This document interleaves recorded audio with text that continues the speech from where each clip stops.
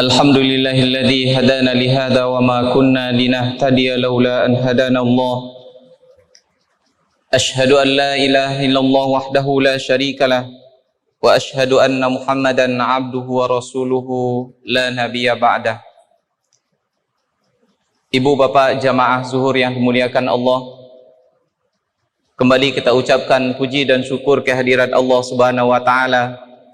Sampai siang hari ini Allah masih memberikan kepada kita berbagai macam nikmat sehingga kita bisa melaksanakan kewajiban kita selaku hamba yang beriman kepadanya. Salawat beriring salam kita kirimkan buat arwah junjungan kita Nabi Muhammad sallallahu alaihi wasallam.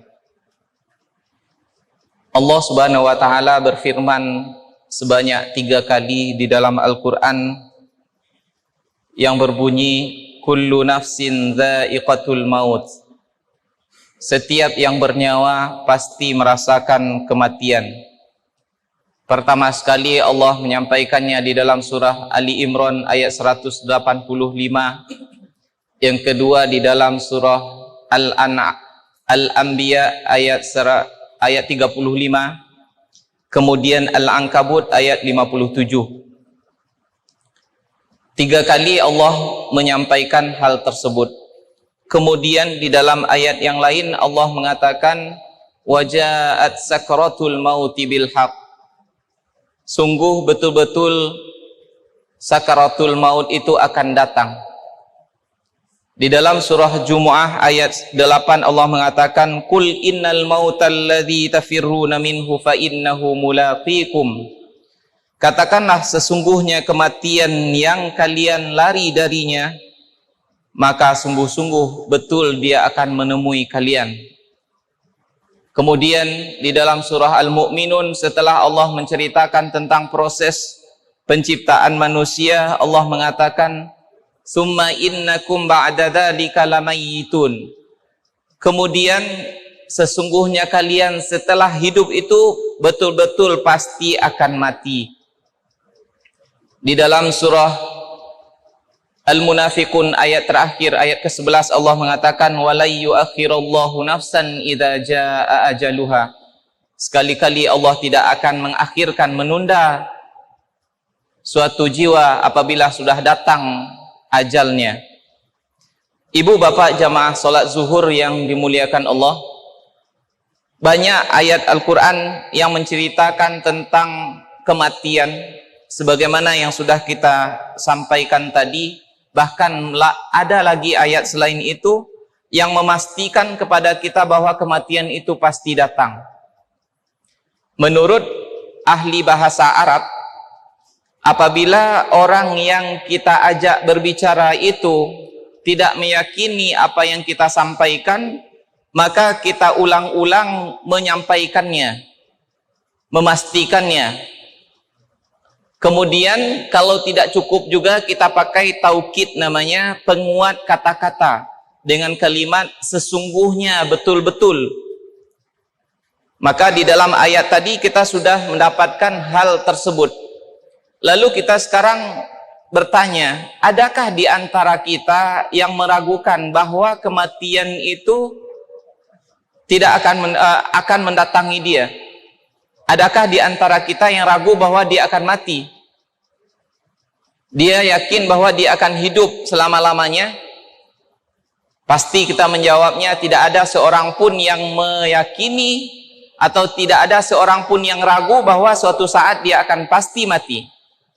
Bahkan sekalipun Fir'aun yang mengaku sebagai Tuhan, dia yakin sekali bahwa suatu saat dia pasti akan mati. Buktinya jauh-jauh hari sebelum dia mati, dia sudah siapkan kuburannya, dia siapkan segala sesuatu yang akan disertakan dengan dia ketika dia sudah mati, karena begitu keyakinan mereka pada waktu itu. Lalu kenapa Allah Subhanahu wa taala perlu menguatkan kepada kita membicarakan begitu sering tentang kematian? Ahli tafsir menjelaskan kepada kita, hikmahnya atau pelajaran yang bisa kita ambil di sana adalah seolah-olah Allah mengatakan kepada kita, wahai manusia, sekalipun kalian yakin bahwa kalian akan mati, namun dalam kenyataan tingkah laku kalian sehari-hari menunjukkan seolah-olah kalian tidak percaya bahwa kalian suatu saat akan mati. Oleh karena itu perlu kami ulangkan, kami ingatkan selalu bahwa kematian itu pasti mendatangi kalian. Oleh karena itu, maka bersiap-siaplah. Itu yang mesti kita lakukan. Ibarat hidup kita pada saat ini tidak ada obahnya seperti ayam potong yang dibawa oleh pedagang ke pasar setiap pagi, puluhan bahkan ratusan ekor, kemudian satu persatu mereka sembelih. Tidak ada obahnya diri kita dengan ayam potong yang akan disembelih oleh pedagang itu. Cuma mungkin jeda waktunya yang cukup lama, yang berbeda. Kalau ayam potong dari pagi sampai sore barangkali, kalau kita ada rentang waktu beberapa lama, beberapa tahun mungkin, namun kita tidak yakin, namun kita tidak tahu kapan jatah kita akan dipanggil oleh malaikat maut, sebagaimana ayam yang ada di dalam kandang itu tidak tahu dia giliran keberapa dia akan diambil oleh yang mempunyai ayam tersebut. Ibu bapak jamaah zuhur yang dimuliakan Allah, oleh karena itu apalagi kita berada di akhir zaman ini, sebagaimana Rasulullah mengatakan salah satu di antara tanda sudah dekatnya hari kiamat itu kasratu mautil fuji'ah, banyaknya terjadi kematian secara mendadak. Bagaimana kita menyaksikan orang-orang sekitar kita kemarin baru masih sehat walafiat, bahkan sebentar sebelum dia mati itu masih segar bugar, tiba-tiba meninggal tanpa ada penyebab. Dan hal seperti itu tidak mustahil juga akan mendatangi kita. Sementara Rasulullah SAW mengatakan, "Aktsiru min dzikri hadhimil ladzat." Perbanyaklah untuk mengingat sesuatu yang akan menghilangkan kelezatan hidup, yaitu maksudnya adalah kematian. Dan bukan seperti yang banyak kita lakukan, kita takut terhadap kematian, justru kita berusaha untuk melupakannya. Kenapa? Dengan melupakan kematian kita tidak akan selamat darinya. Justru kita disuruh oleh Rasulullah untuk mengingat kematian sebanyak-banyaknya, tapi bukan sekedar ingat begitu saja. Kita siapkan diri kita untuk menghadapinya. Karena kematian bukanlah berakhirnya segala sesuatu, justru kematian adalah awal atau ambang permasalahan yang sebenarnya. Banyak orang barangkali susah hidupnya, kemudian dia mengakhiri kehidupannya dengan cara bunuh diri. Dia kira itu akan menyelesaikan perkara. Tapi justru itulah perkara yang sebenar-benarnya yang akan dia hadapi setelah itu. Banyak rentetan yang mesti dia selesaikan di hadapan Allah Subhanahu wa Ta'ala. Kalau dia tidak berlaku baik ketika hidup ini, maka beban yang sangat berat akan dia hadapi, yang tidak bisa kita bayangkan bagaimana dahsyatnya ketika kita hidup di dunia. Kenapa? Karena kehidupan akhirat itu tidak bisa kita banding-bandingkan dengan kehidupan dunia ini.